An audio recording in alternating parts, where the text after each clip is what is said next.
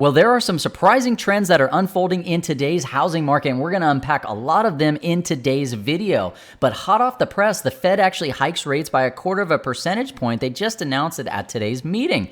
They did, however, indicate that the increases are nearing an end. That's going to bring the benchmark interest rate between 4.75 and 5%. Now, this is a level that we haven't seen since sometime in 2007. The rate hikes over the last 12 months has seemed to be faster and higher than I think anybody actually anticipated. And the rate of change here is what has caused a lot of the turmoil in the banking industry recently. However, according to Fed Chair Jerome Powell, the U.S. banking system is sound and resilient. He goes on to say that recent developments are likely to result in tighter conditions for households and businesses and to weigh on economic activity, hiring, and inflation. And this is a good indication that credit availability is going to continue to tighten, a point that we've made in prior videos. He goes on to say that the extent of these effects is uncertain and the committee remains highly attentive to inflation risks. One thing that we do know for sure is that the rate hikes that we've seen and the volatility in the banking system has created a lot of volatility with mortgage rates, and that's reverberating through the housing market right now. According to Fannie Mae's Home Purchase Sentiment Index, consumers' attitudes towards both home buying and home selling conditions continue to trend downward. Now, this dark blue line is going to be the percentage of people that think it's a good time to buy. And according to this index, 79% of people actually believe it is a bad time to purchase a home in today's market.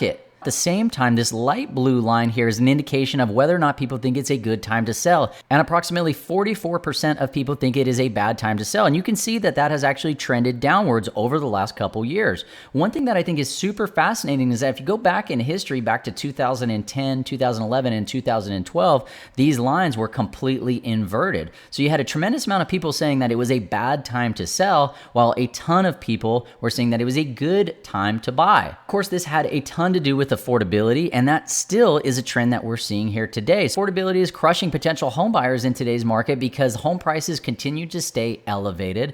Mortgage rates have gone up dramatically from where they were 18 months ago, and at the same time, wages have not kept pace with inflation.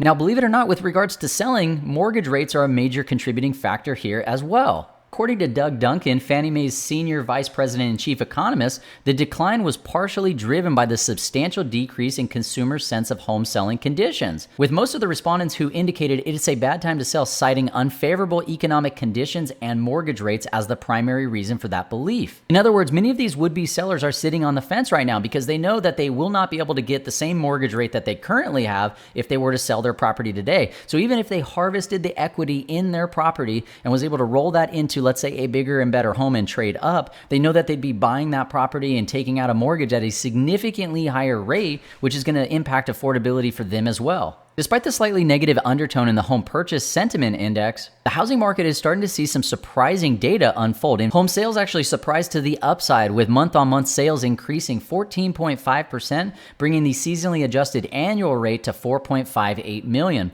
Now, this is still down 22.6% year on year, so it's dramatically slower than where we were just 12 months ago, but it is an indication that buyer demand is still there in the market today.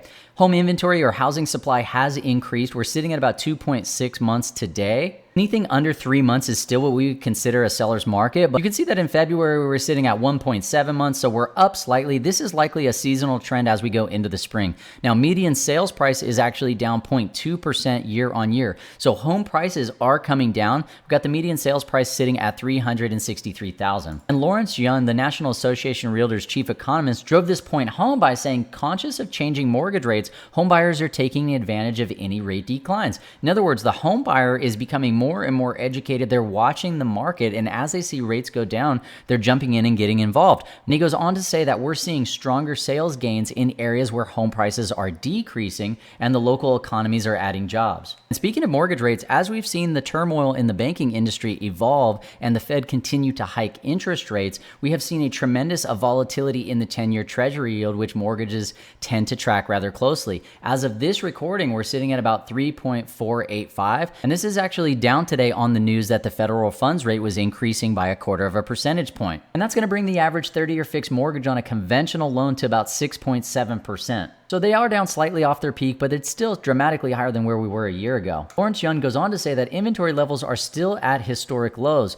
Consequently, multiple offers are returning on a good number of properties. Now, just a bit of anecdotal evidence, what I'm seeing here in my local market is that if the home is squeaky clean and it is properly priced, it is attracting a lot of buyer activity and in some cases multiple offers. So home purchase activity is actually increasing even though we're still sitting at relatively low levels, and mortgage applications for purchases are increasing as well, according to the latest Mortgage Bankers Weekly Survey. And according to Joel Kahn, the Deputy Chief Economist for the Mortgage Bankers Association, he says that Treasury yields declined last week, driven by uncertainty over the health of the banking sector and worries about the broader impact on the economy. Mortgage rates declined for the second week in a row, with the 30-year fixed rate dropping to 6.48%, the lowest level in a month. Now, of course, rates are slightly higher today because of the volatility we're seeing. But he goes on to say that mortgage rates have not dropped as much as Treasury rates due to the increased mortgage-backed security market volatility.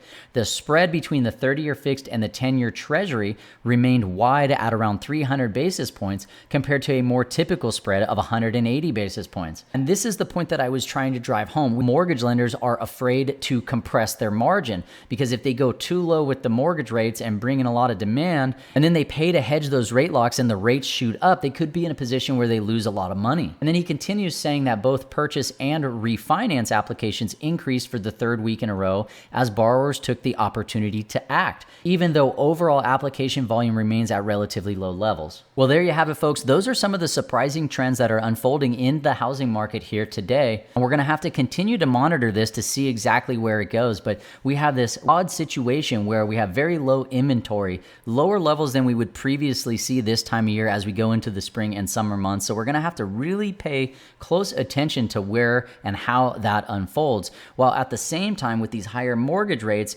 we know that we have buyer demand if the rates come down, but the buyer demand pretty much stops at or above 7%. So if we see rates continue to trend down and maybe hover in the high 5% range or low 6% range, these buyers are going to come in the market, especially if we continue to see some price decreases in some of the markets where home prices really got disconnected from local wages. All right, and that is going to wrap it up for today's video. If you enjoyed the content and you found it useful, please consider hitting that like button, subscribing for more weekly housing market updates just like this, and I would love to hear from you. What is going on in your market? Leave us a comment below, and we'll see you on the next video. Thank you so much. Take care.